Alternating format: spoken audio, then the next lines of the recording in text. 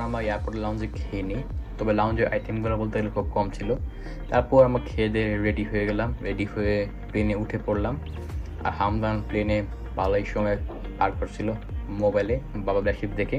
তারপর সময় কাটতে কাটতে পৌঁছে গেলাম কুয়ালালামপুর ইন্টারন্যাশনাল এয়ারপোর্ট।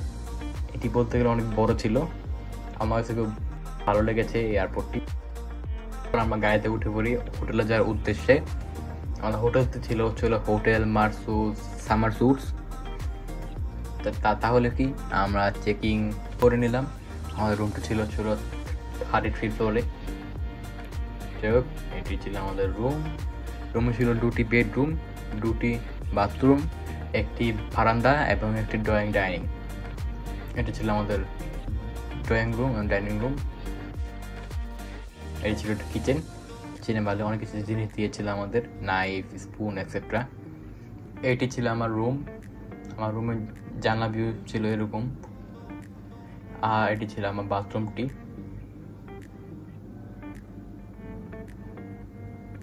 আর এটি ছিল আমার প্যারেন্টসের রুম।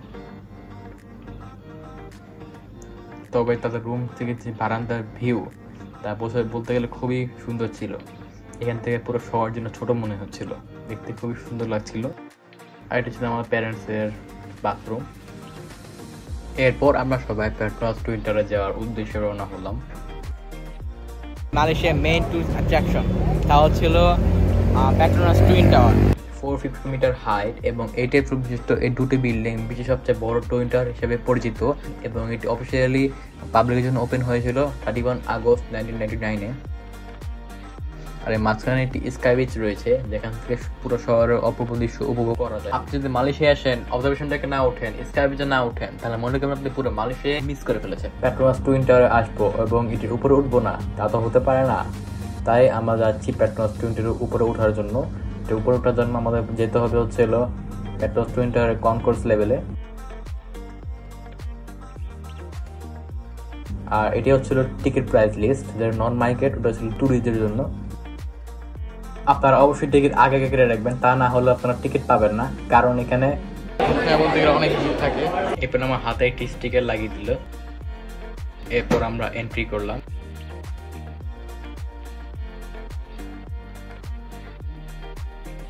এরপর আমরা কনকোর্স লেভেল থেকে লিফটের উপরে উঠা শুরু করলাম।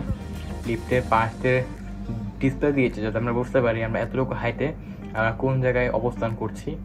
আমি আশা করেছিলাম গ্লাস দিলে ভালো হতো। তো বলতে বলতে পৌঁছে গেলাম লেভেল 41-এ। এখানেই রয়েছে আমাদের মেইন স্কাই ব্রিজ।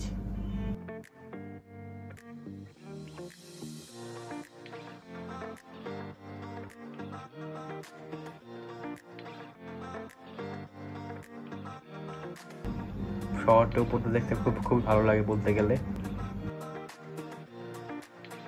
এটি হচ্ছে আমাদের মেইন সেলফি পয়েন্ট, এখান থেকে আপনারা সুন্দর সেলফি তুলতে পারবেন।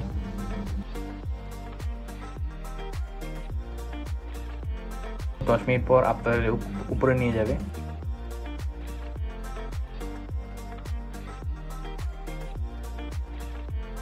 এরপর আপনাকে লেভেল 41 থেকে উপরে নিয়ে লেভেল 83-তে আসবে। এরপর এখান থেকে আবার আপনাকে উপরে নিয়ে যাবে, লেভেল 83 থেকে আপনাকে 86-এ নিয়ে যাবে। এটি হচ্ছে এই বিল্ডিং এর হাইয়েস্ট রিচেবল পয়েন্ট।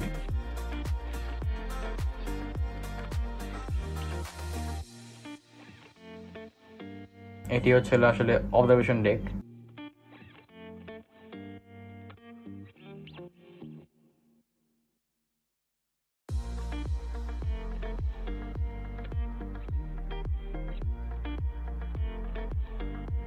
এখানে পুরো পেট্রোনাস টুইন টাওয়ারের একটি মডেল ছিল।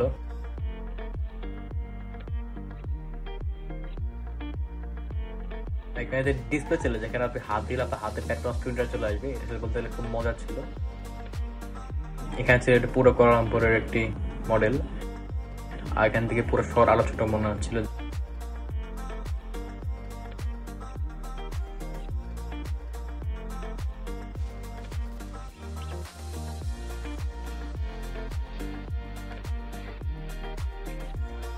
তারপর এখানে পুরো 15 মিনিট শেষ হওয়ার পর আপনাকে নিয়ে যাবে লেভেল 83-তে।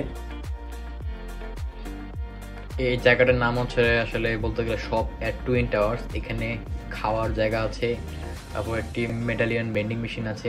আমরা এখান থেকে একটি মেডালিয়ন নিয়ে নিই, এর প্রাইস ছিল 10 রিঙ্গিট।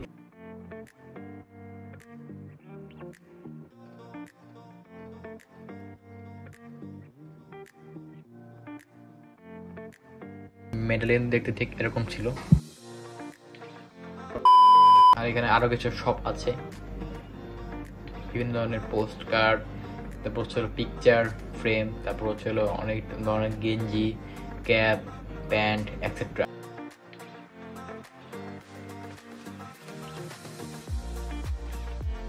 এরপর এখানে 15 মিনিটস, টোটাল 40 মিনিট শেষ হওয়ার পর তারপর আমাদের নিয়ে যাবে একেবারে কনকোর্স লেভেলে। তারপর কি আমার নিচে নেমে গেলাম কনকোর্স লেভেলে।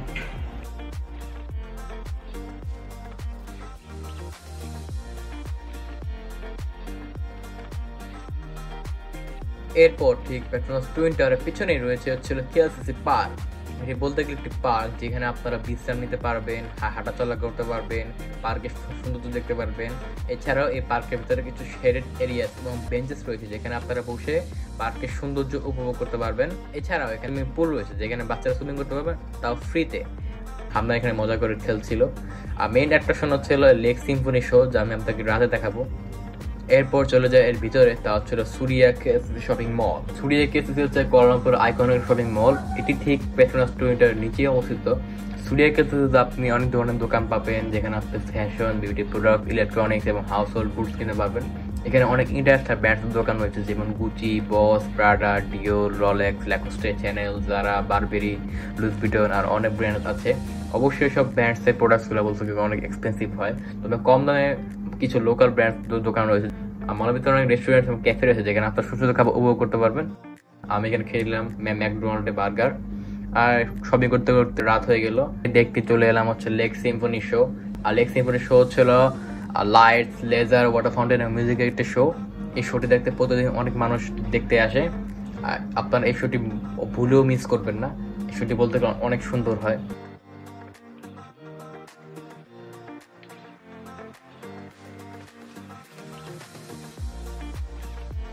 এরপর লেক সিম্ফনি শো দেখার পর হোটেলে চলে গেলাম। পরের দিন ফ্রাইডে ছিল, তাই জুম্মার নামাজ পড়তে চলে গেলাম হচ্ছে মসজিদ জামেকে। মসজিদ জামেক, যা সুলতান আব্দুস সামাদ জামেক মক্স নামে পরিচিত। এটি 1909-এ নির্মিত হয় এবং ক্ল্যাং অ্যান্ড গম্বাক নদীর সংযমস্থলে অবস্থিত। মসজিদটির architecture Mughal, Islamic and Moorish ডিজাইনের মিশ্রণ দেখা যায়। মসজিদ জামেকের প্রধান আকর্ষণ হলো তার সাদা গম্বুজ এবং মিনার, যা কুয়ালালামপুরের স্কাইলাইনের একটি বিশেষ চিহ্ন। আর এই মসজিদটি বলতে গেলে অনেক বড়, এখানে প্রায় একসাথে অনেক মানুষ একসাথে নামাজ পড়তে পারে। এটি একটি জনপ্রিয় টুরিস্ট প্লেস যেখানে ভিজিটর্স এবং স্থানীয় লোকেরা নামাজ পড়তে এবং মসজিদের সৌন্দর্য উপভোগ করতে আসে। মসজিদটি কুয়ালালামপুরের ইতিহাস এবং কালচারের একটি গুরুত্বপূর্ণ অংশ। তারপর আমরা জুমার নামাজ এখান থেকে পড়ে মেট্রো রেলে করে চলে গেলাম হচ্ছে বুকিত নানা, যেখানে হচ্ছে আমার হোটেল। এরপর আমরা হোটেল থেকে যাবো হচ্ছে কেএল টাওয়ারে। এরপর আমরা কেএল টাওয়ার পৌঁছে যাই পাহাড়ের উপর উঠতে উঠতে।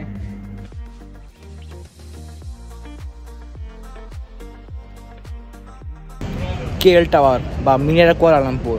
এটি মালয়েশিয়ার অন্যতম একটি আইকনিক ল্যান্ডমার্ক। এটি 14 মিটার উচ্চতা দাঁড়িয়ে আছে এবং কমিউনিকেশন টাওয়ার হিসেবে ব্যবহৃত হয়। তার অবজারভেশন ডেক থেকে কুয়ালালামপুরের শহরের মনোরম দৃশ্য দেখা যায়। রাতের বেলা যখন টাওয়ারটি আলোকিত হয় তখন এটি আরো মনোমুগ্ধকর হয়ে ওঠে। কেএল টাওয়ারে একটি রিভলভিং রেস্টুরেন্ট রয়েছে যেখানে বসে সিটিস্কেপের সুন্দর দৃশ্য উপভোগ করা যায়।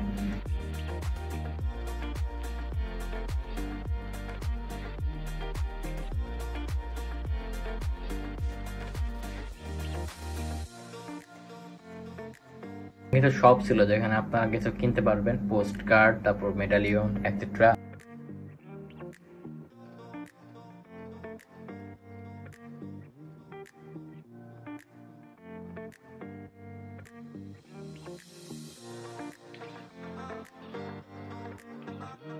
কেএল টাওয়ারে আসবো এবং এটির উপরে উঠবো না, তা তো হতে পারে না। তাই প্রথমে টিকিট কাটতে গেলাম। এই ছিল টিকিট প্রাইস লিস্ট। নন মার্কেট হচ্ছে ট্যুরিস্টদের জন্য। কেএলটার উপরে উঠে গেলাম অবজারভেশন ডেকে। পুরো শহর জন্য দেখতে খুব সুন্দর লাগছিল।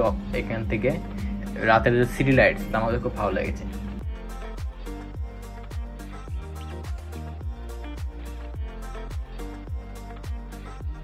এরপর কেএল টাওয়ার থেকে নামার পর হামদার এখানে ভালো মজা করে খেলছিল।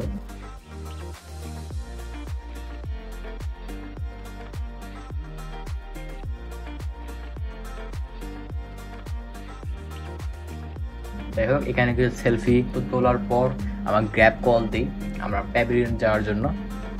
গ্র্যাব কিছু কমেন্ট করার পর গ্র্যাব চলে আসলো। এরপর আমরা চলে গেলাম হচ্ছে কুয়ালালামপুরের আরেকটি আইকনিক শপিং মল, তা হচ্ছে প্যাভিলিয়ন কুয়ালালামপুর। এটি মালয়েশিয়ার অন্যতম আরেকটি জনপ্রিয় শপিং মল। এটি বুকিত মিনজাং এলাকায় অবস্থিত। এখানে আপনি ফ্যাশন, ইলেকট্রনিক্স, বিউটি প্রোডাক্টস এবং অন্যান্য প্রয়োজনীয় জিনিসপত্র দোকান পাবেন।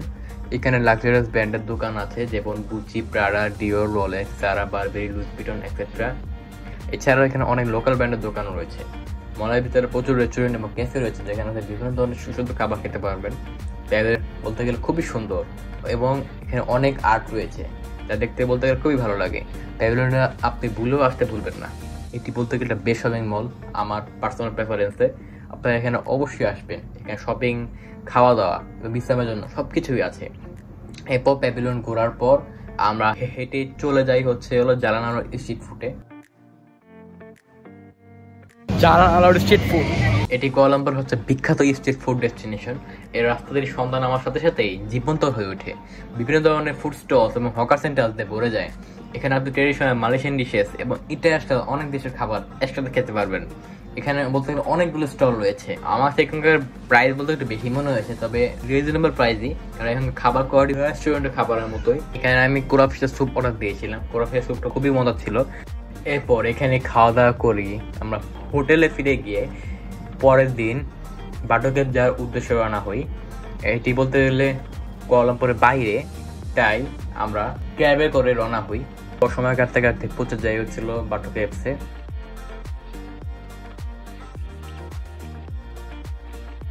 বাটু কেভ হচ্ছে মালয়েশিয়ার অন্যতম আরেকটি টুরিস্ট অ্যাট্রাকশন এবং এটি হচ্ছে হিন্দু টেম্পল। এটি ঠিক কুয়ালালামপুরের বাইরে অবস্থিত। এই কেভগুলো একটা বিশাল লাইমস্টোন হিলের মধ্যে রয়েছে। গুহাগুলোর প্রাকৃতিক সৌন্দর্য এবং রিলিজিয়াস সিগনিফিকেন্স ট্যুরিস্টদের পুরো মুগ্ধ করে।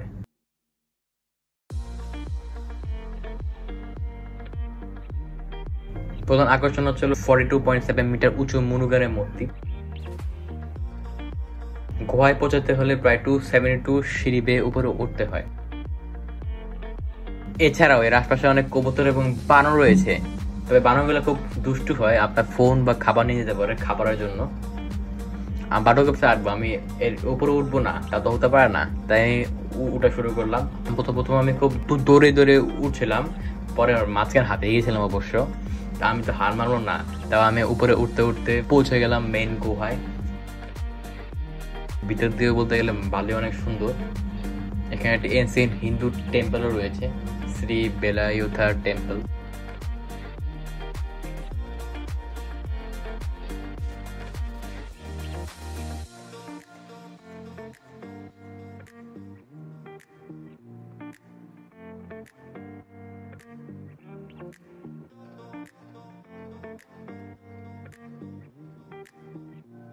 এরপর কেভ দিয়ে ঘোরার পর আমরা নিচে নামলাম।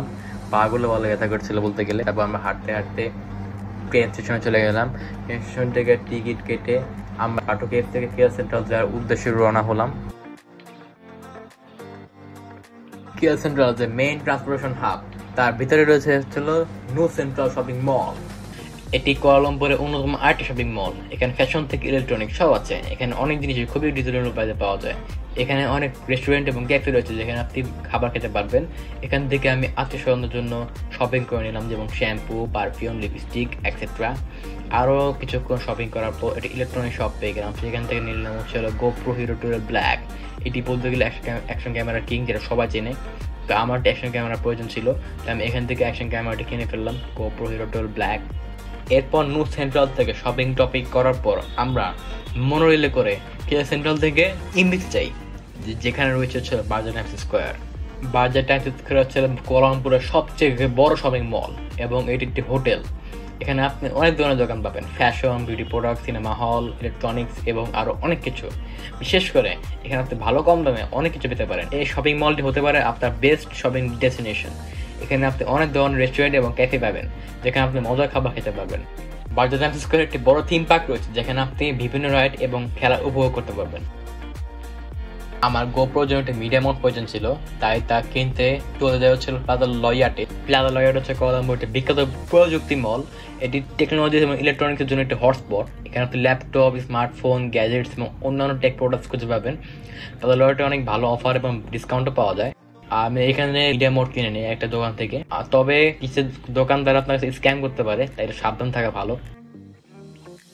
আর নিচে জলিবির ইয়া ছিল, শপ ছিল, এখান থেকে আমি ফ্রাইড চিকেন খেয়ে নিই। এরপর গ্র্যাবে করে হোটেলে ফিরে যাই। এরপর পরের দিন আমরা কেল বার্ড পার্ক যাওয়ার উদ্দেশ্যে গ্র্যাব কল দিই।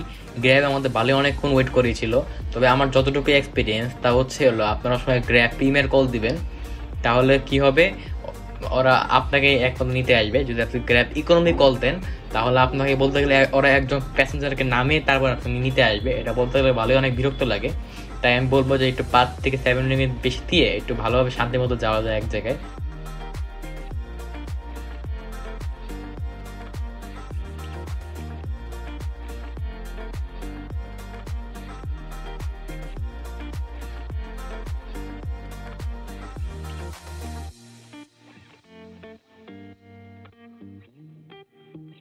বার্ড পার্ক হচ্ছে 20 একর জমিতে বিস্তৃত একটি পাখিদের পার্ক, আর যেখানে আপনি খালি পাখি আর পাখি দেখবেন। আর এখানে আপনি কিছু ফিডিং পয়েন্ট পাবেন, যেখানে আপনি পাখিদের অথবা মাছদের খাওয়াতে পারবেন। আর এই পার্কটি প্রায় 4টা জোনে ডিভাইডেড, আপনি প্রত্যেকটা জোনে এক এক ধরনের পাখি দেখতে পারবেন। আমি এখানে ফিশ ফিডিং অ্যাক্টিভিটিস করেছিলাম।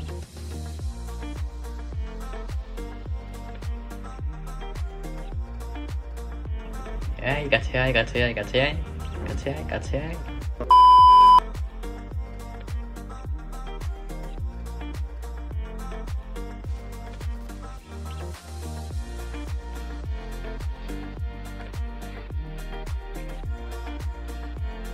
এখানে আপনার পাখিগুলো আসলে কিছু ভয় পায় না, ফলে আপনার পাশ দিয়ে ঘুরবে।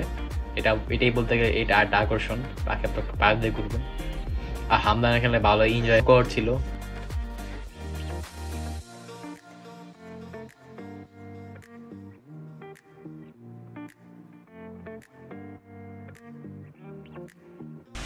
আর এখানে সুন্দর ঝর্ণাও ছিল, যদিও ওই দিন ছিল অনেক গরম।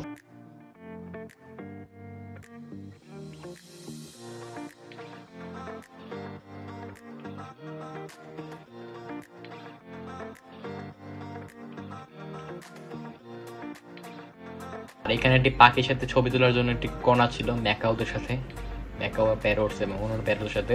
আর এখানে ছিল কিছু লিস্ট, যার সাথে আপনি ছবি তুলতে পারবেন।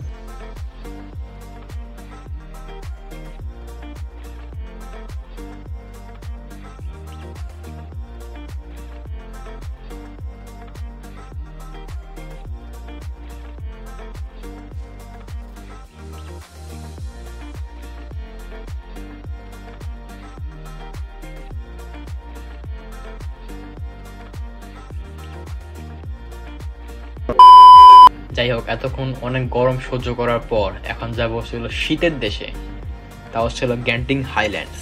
কুয়ালালামপুরের কাছে একটি দারুণ প্লেস হচ্ছে গ্যান্টিং হাইল্যান্ডস। এটি একটি উচ্চ পাহাড়ি এলাকা, যেখানে আপনি মজার এবং থ্রিলিং অ্যাক্টিভিটিস করতে পারবেন।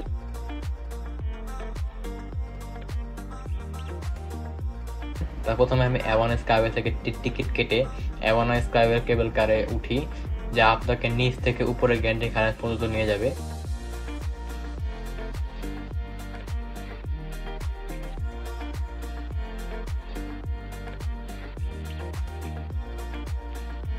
কেবল কারে চলে আপনি পাহাড়ে অনেক সুন্দর দৃশ্য উপভোগ করতে পারবেন।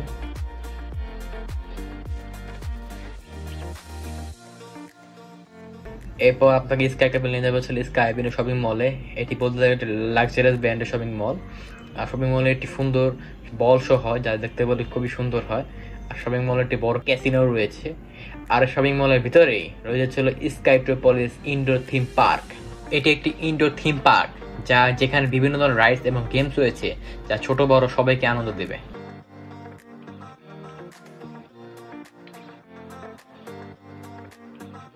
আর শপিং মলে আরেকটাও রয়েছে, যা আসলে ভিশন সিটি। এখানে ভালোই আর্কেড টাইপের গেমস পাবেন। আর এখানে কিছু নর্মাল অ্যাক্টিভিটিস গেমস পাবেন। আমি এখানে খেলেছিলাম, মানে আমাদের পা কেটে বল ফেলতে হবে, যদিও আমি এটা পারিনি বলতে গেলে।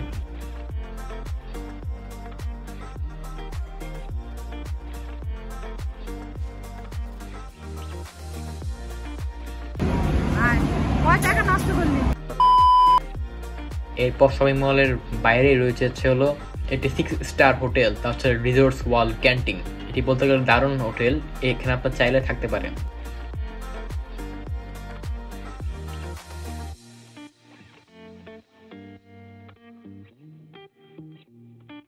এরপরে পাশে রয়েছে একটা বিশাল আউটডোর থিম পার্ক, তার নাম হচ্ছে গ্যান্টিং স্কাইওয়ার্স থিম আউটডোর পার্ক। এখানে প্রায় 16টিরও বেশি বলতে গেলে রাইডস রয়েছে।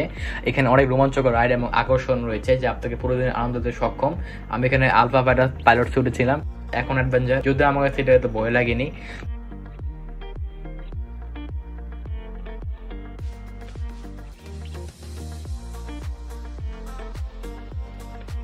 ভয় লেগেছিল আসলে বলতে গেলে তামবাগ রাইডার্সে, এটি বলতে গেলে ভালোই ভয়ঙ্কর ছিল কারণ এটা অনেক ফাস্ট ছিল। এরপর রাইডে চড়ার পর রিসোর্টস ওয়ার্ল্ড ক্যান্টিনের সামনে 18 ডিগ্রি লিপা কর্নার চলে আসলাম হালকা পাতলা কিছু খাওয়ার জন্য। এটি বলতে গেলে নর্মাল ফুড স্টল, যেখানে মালয়েশিয়ান জ্যাক ফুড আর নর্মাল কিছু ফুড স্টল পাবেন।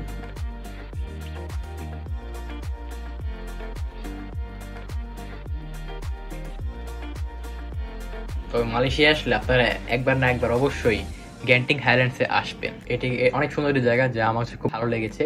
আর এখানে বলতে গেলে অনেক শীত হয়, এখন প্রায় 20 ডিগ্রি সেলসিয়াস। কুয়ালালামপুর বলতে গেলে আসলে গৌরব, কিন্তু একমাত্র গ্যান্টিং হাইল্যান্ড হচ্ছে বুঝবেন না, মানে মনে হবে আসলে অন্য দেশে চলে গেছেন, মানে এরকম হচ্ছে বলতে গেলে ডিফারেন্স। যাই হোক, এরপর গ্যান্টিং হাইল্যান্ডস ঘোরার পর আমরা গ্র্যাবে করে হোটেলে ফিরে যাই। এরপর পরের দিন মনোরেলে করে চলে যাই হচ্ছে চায়নাটাউন, যেখানে রয়েছে হচ্ছে Petaling street market. Petaling street এটি বলতে গেলে সব থেকে ফেমাস স্ট্রিট বলতে গেলে। এখানে আপনি ভালো কম দামে অনেক জিনিস পাবেন, আর আপনি এখানে চাইলে বার্গেনিংও করতে পারবেন। এই মার্কেটে কি কি নাই তা আপনাকে বলাই মুশকিল বলতে গেলে। এখানে আপনার ফ্যাশনের সব আইটেম আছে, তারপর এখানে হাউস হোল্ড গুডসের অনেক আইটেম আছে, তারপর এখানে লেদার প্রোডাক্টস আছে, তারপর এখানে কিছু ইলেকট্রনিক গ্যাজেটসও আছে, আর ফুড স্টলও আছে। পেতালিং স্ট্রিট হচ্ছে চায়নাটাউনের একটি জায়গা, আর চায়নাটাউন হচ্ছে একটা জীবনমান অঞ্চল কুয়ালালামপুরের। চায়নাটাউন দেখে আপনি চাইনিজ কালচার গভীরভাবে ধারণা পাবেন। এখানে বছরের প্রতিটি সময় বিভিন্ন উৎসব হয় যা টুরিস্টদের খুবই আকর্ষিত করে। চায়নাটাউন ঘোরার পর আমাদের যাওয়া হচ্ছে সেন্ট্রাল মার্কেট, বলতে গেলে শপিং মল, যেখানে আপনি অনেক কম দামে অনেক জিনিস পাবেন। সেন্ট্রাল মার্কেট বলতে গেলে তেমন এত কিছু নেই, মানে আপনি এখানে জামা কাপড় পাবেন, ইলেকট্রনিক্স একটা শপ পাবেন, আর বেশিরভাগ বলতে গেলে হোম ডেকোরেশনের আইটেম।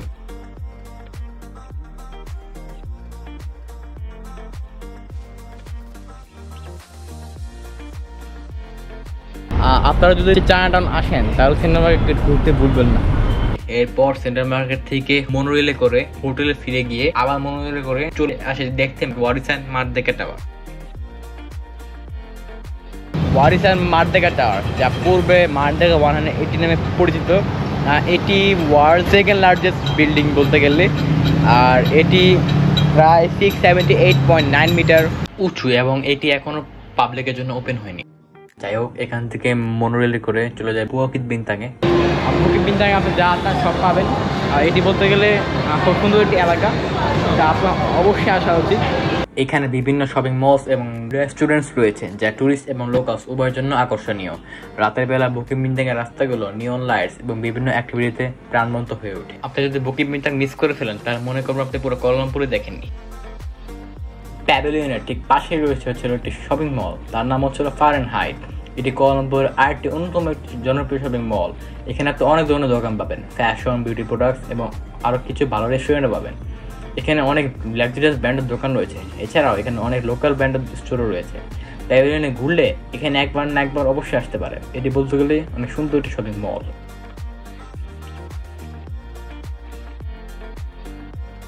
এরপর ফারেনহাইটের পাশে রয়েছে লট 10। এটি বলতে গেলে আরেকটি অন্যতম একটি শপিং মল। এখানে ফ্যাশন, বিউটি প্রোডাক্টস এবং অনেক খাবার দোকান রয়েছে। লট 10-এ আপনি অনেক ভালো কম দামে অনেক কিছু পেতে পারেন। এটি সুন্দর শপিং মল।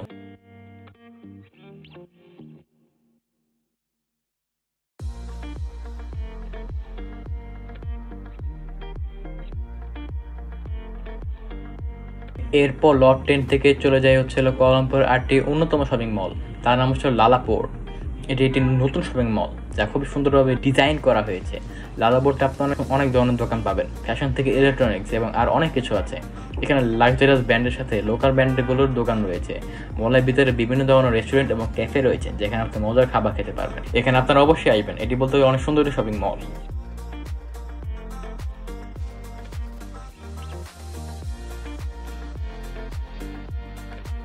এরপর লালাপোর্ট শপিং করে চলে যায় সুঙ্গিবাং প্লাজা।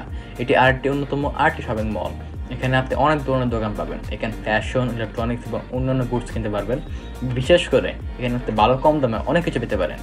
সুঙ্গিবাং প্লাজা একটি মজার শপিং এক্সপিরিয়েন্স দেয় এবং এখানে ঘুরতে আপনার খুব ভালো লাগবে। প্লাজা সুঙ্গিবাং একটি ভালো শপিং ডেস্টিনেশন হতে পারে আপনাদের জন্য।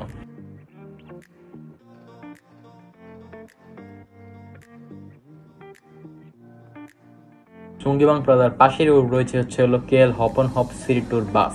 এই বাসগুলো শহরের প্রধান প্রধান টুরিস্ট স্পটে নিয়ে ঘুরে বেড়ায়। আপনি একবার টিকিট কাটলেই সারাদিনই আপনার সুবিধার মতো যে কোনো সময় বাসে উঠতে এবং নামতে পারবেন। এটি আপনাকে শহরের বিভিন্ন আকর্ষণীয় স্থানগুলো যেমন Petronas Twin tower, KL tower এবং কুয়ালালামপুরে আরও অনেক অনেক জায়গা ইত্যাদি সহজে দেখার সুযোগ দেয়। হপ অন হপ বাসের সুবিধা হলো আপনি নিজে আপনার ভ্রমণ পরিকল্পনা করতে পারবেন এবং কোনো নির্দিষ্ট সময় এবং নির্দিষ্ট স্থানে যাওয়ার চাপ নেই। এটি শহরের সেরা স্থানগুলো দেখার জন্য একটি সহজ ও আরামদায়ক উপায়। আমরা হাঁটতে হাঁটতে দেখে রাস্তায় কনসার্ট হচ্ছে।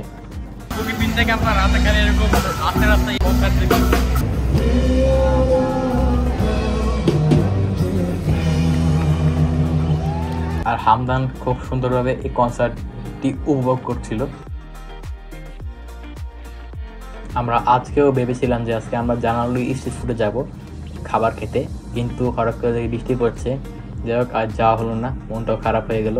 আজকে ছিল বলতে গেলে ঘোরার লাস্ট দিন, কালকে ছিল আমাদের ফ্লাইট।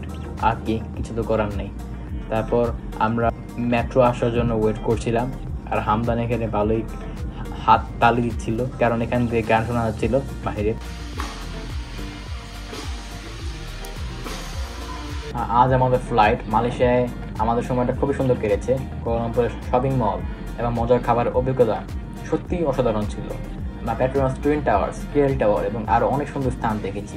এছাড়া গ্র্যান্ড এখানে আছে সুন্দর কেবল কার রাইড, শপিং মল এবং থিম পার্কও আমাকে অনেক আনন্দ দিয়েছে। মালয়েশিয়া ছেড়ে যাওয়া সত্যি অনেক কঠিন, তবে ভ্রমণের স্মৃতিগুলো আমার হৃদয়ে চিরকাল থাকবে। আশা করি আপনাদেরও আমাদের সাথে এই যাত্রার অভিজ্ঞতা উপভোগ করতে ভালো লেগেছে। সো গাইস, আজকের মতো বাই বাই।